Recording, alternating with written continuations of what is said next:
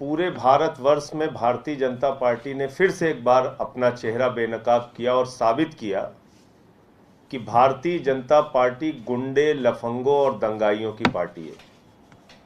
कल पूरी बीजेपी ने साबित कर दिया, उनकी टॉप लीडरशिप ने साबित कर दिया कि वो गुंडों के साथ पूरी मजबूती से खड़े हैं। बग्गा, जो एक सीरियल ऑफेंडर है, सुप्रीम कोर्ट के परिसर में घुसकर चैम्बर में प्रशांत भूषण जी को उन्होंने 2011 में उसने पीटा मारा। जिस व्यक्ति ने बंगाल में हिंसा फैलाने में जिसके विरुद्ध मुकदमा है, दिल्ली में नफरत फैलाने को लेकर मुकदमा है, पंजाब में मुकदमा है, यानी बंगाल से लेकर पंजाब तक जो आदमी नफरत और हिंसा फैला रहा है, ऐसे व्यक्ति के पक्ष में पूरी की पूरी भारतीय जनता पार्टी खड़ी हो गई। तो बीजेपी ने फिर से अपने आप को पूरे देश के सामने साबित किया कि वो गुंडे, लफंगों और दंगाइयों की पार्टी है और गुंडों को बचाने के लिए वो किसी भी हद तक जा सकते हैं। आप मुझे बताइए, जो लोग उन्नाव के बलात्कार करने वाले विधायक के साथ खड़े होते हैं, जो लोग नोएडा में अभी बलात्कार करने वाले के साथ थाने में पहुंच के प्रदर्शन करते हैं छुड़वाने के लिए, जो लोग कठुआ के अंदर 8 साल की बच्ची का बलात्कार करने वाले के बलात्कारियों के पक्ष में 3-3 मंत्री तिरंगा लेके निकलते हैं, ऐसे लोगों से आप उम्मीद कर सकते हैं कि ये कोई देश के सामने विकल्प दे सकते हैं, कोई स्वस्थ राजनीति कर सकते हैं? और कल से मैं भाजपाइयों को देख रहा हूं, कह रहे पुलिस का दुरुपयोग हो गया, पुलिस का दुरुपयोग हो गया। पुलिस के दुरुपयोग के बारे में भाजपाई बोलते हैं तो लगता है डाकू गब्बर सिंह अहिंसा पे उपदेश दे रहा है। जिन लोगों ने हमारे मुख्यमंत्री अरविंद केजरीवाल के दफ्तर पे सीबीआई का छापा मारा, उप मुख्यमंत्री के घर पे सीबीआई का छापा मारा, स्वास्थ्य मंत्री के ऊपर सीबीआई छापा मारा, हमारे तमाम मंत्रियों पे छापे मारे और 35-35 विधायकों को पकड़ के अपमानित करके जेल में गिरफ्तार करके डालने का काम किया। और यहां तक कि सोमनाथ भारती का एक कुत्ता था, उसको पकड़ने के लिए 40 दिल्ली के पुलिस वाले गए थे। ये लोग पुलिस के दुरुपयोग की बात कर रहे हैं। एक दिन में 9 एफआईआर किया आदित्यनाथ जी ने मेरे ऊपर, राष्ट्रद्रोह का मुकदमा लगाया, पार्टी का दफ्तर खाली करा दिया, 23 मुकदमे अब तक किए मेरे ऊपर। ये लोग पुलिस के दुरुपयोग की बात कर रहे हैं। हिंदुस्तान की आजादी के बाद सबसे अधिक अगर किसी ने पुलिस का दुरुपयोग किया है, अगर जांच एजेंसियों का दुरुपयोग किया है, तो उस पार्टी का नाम है भारतीय जनता पार्टी। और ऐसे सीरियल ऑफेंडर को बचाने का काम कर रहे हैं, जो आदमी बंगाल से लेके और दिल्ली से लेके और पंजाब तक में नफरत फैलाने का काम करता है दिन रात। तो मुझे शर्म आती है कहते हुए कि दुनिया की सबसे बड़ी पार्टी, दुनिया की सबसे बड़ी गुंडे और लफंगों की पार्टी बनती जा रही है। ये बहुत ही शर्मनाक स्थिति है भारतीय जनता पार्टी की। पूरा जो प्लान था वो पूरा प्री प्लान था, और जिस तरीके से कल उन्होंने प्रोटेस्ट किया आपके मुख्यालय के बाहर, आज वो 3:30 बजे केजरीवाल जी सीएम आवास पे भी करने वाले हैं। प्री प्लान कैसे था मुझे बताइए?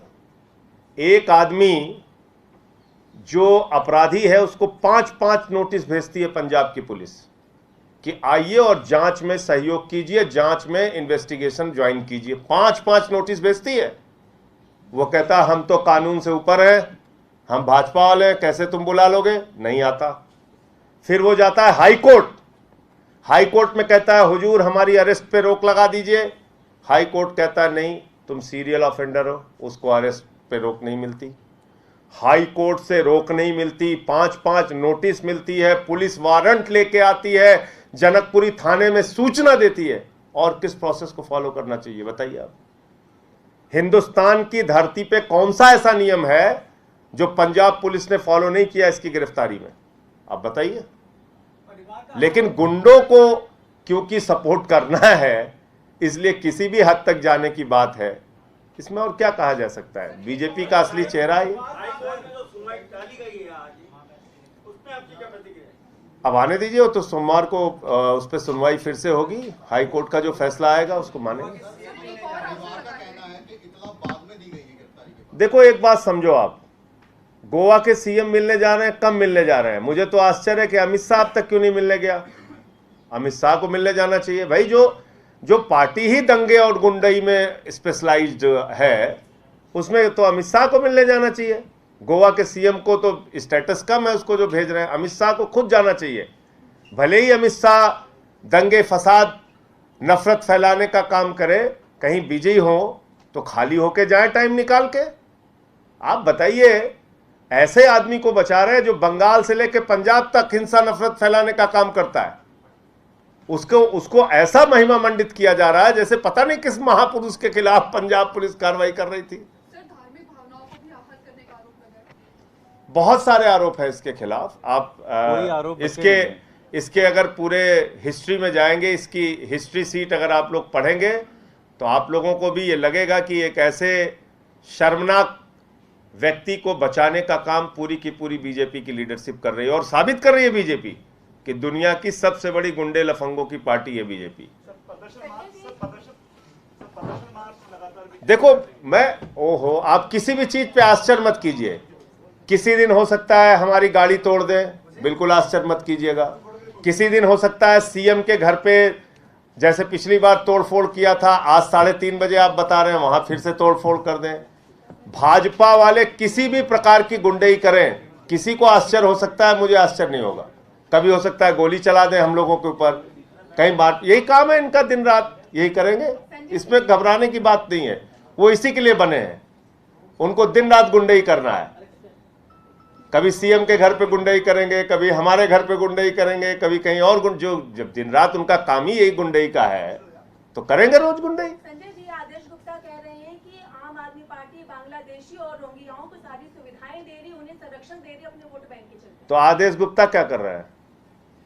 आदेश गुप्ता को जाके अमित शाह घर के सामने धरना देना चाहिए कि नहीं देना चाहिए? आदेश गुप्ता ये कह रहे हैं कि अमित शाह बहुत ही नाकारा व्यक्ति है, उसने बांग्लादेशी घुसपैठियों पे अब तक कोई कार्रवाई नहीं की। अब बताइए संजय सिंह उसमें क्या करें? आदेश गुप्ता को जाके अमित शाह के यहाँ बैठना चाहिए कि तुम नाकारे हो, 8 साल से कुछ किया नहीं तुमने बांग्लादेशी घुसपैठियों के खिलाफ। मोदी जी के घर पे जाके बैठना चाहिए आदेश गुप्ता को, बैठना चाहिए नहीं बैठना चाहिए? 5 साल से वहां चला रहे हैं योगी की सरकार, 8 साल हो गया केंद्र में सरकार है, कई राज्यों में तुम्हारी सरकार, अभी भी रोना रोते हो बांग्लादेशी घुसपैठिया। अरे कार्रवाई कौन करेगा? तुम तो करोगे। पता किया तुमने कितने बांग्लादेशी घुसपैठिए? मैंने पार्लियामेंट का जवाब दिखाया था, खुद लिख के दिया है भाजपाइयों ने कि हमें नंबर ही नहीं पता कितने बांग्लादेशी घुसपैठी हैं हिंदुस्तान में। तो ड्रामेबाजी, एक ड्रामा कंपनी भाजपाइयों को खोल लेना चाहिए, दिन रात ड्रामा करें, पूरा देश कम से कम एंटरटेनमेंट लेगा। ये लोग कैसी कैसी किससे मांग कर रहे हो तुम? बांग्लादेशी घुसपैठिए उड़ के आ गए दिल्ली में। बॉर्डर की सुरक्षा किसके पास है? 8 साल से किसके पास है बॉर्डर की सुरक्षा? देश की सीमा की सुरक्षा की जिम्मेदारी मोदी अमित शाह के पास है।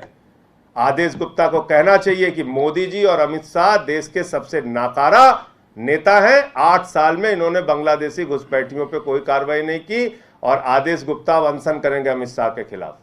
कहें